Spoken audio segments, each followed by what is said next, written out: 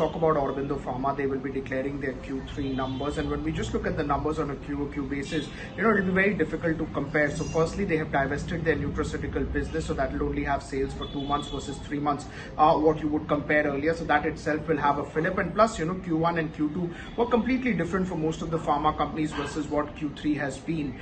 Costing can likely be increased as things are opening up, people are starting to travel, cost overall are going to increase, and that means that the margin expectation which was coming in earlier versus now, which has already happened for some of the pharma companies, will be in focus. 21.2% is what the street is estimating as far as EBITDA margins is concerned. Margins, of course, will be one of the key numbers to watch out for. Now, when we talk about the US growth, it's always looked at in dollar sales term, and when we look at the dollar million number, which the street is anticipating, it's close to $409 to $410 million. Last quarter, that's QOQ, it was 429, but as I told you, there was a lot of inventory stocking. It was of course an operational quarter for most of the pharma companies, and this company being no different is also one of the key things that is making that number look lower. Now, when I was making that estimate of $410 million, the range on the street is between 401 to about 413, 14. So it's quite widely ranged as to what will be the impact of the divestment, what will be the impact of the overall volumes, is the inventory stocking now largely going to be done or not. So all of these things are important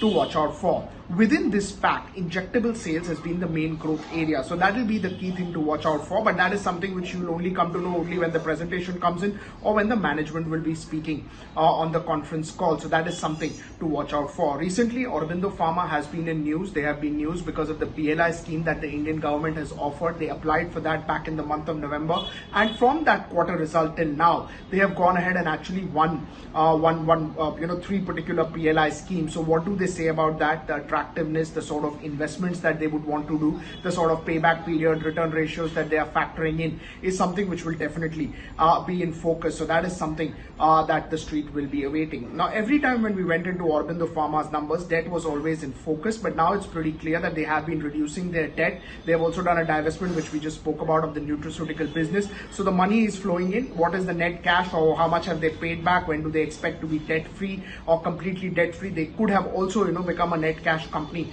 in this quarter once this particular money comes in. So what is their future plans on debt? How do they plan to make debt free? May use this particular strong balance sheet that they will have now going ahead will also be in focus. One important thing is about the vaccine manufacturing. So they have done a tie-up already, which is probably going to start only in the month of June or July when the next data for that company comes in. But they have a lot of facility coming up in the month of March and April, which can be used for vaccine. So are they looking for more tie-ups? Is there more tie-ups into fray? What is their perspective on the vaccine? Whom would they probably like to supply? Will all be in focus once the numbers are out and the management starts to speak on the call.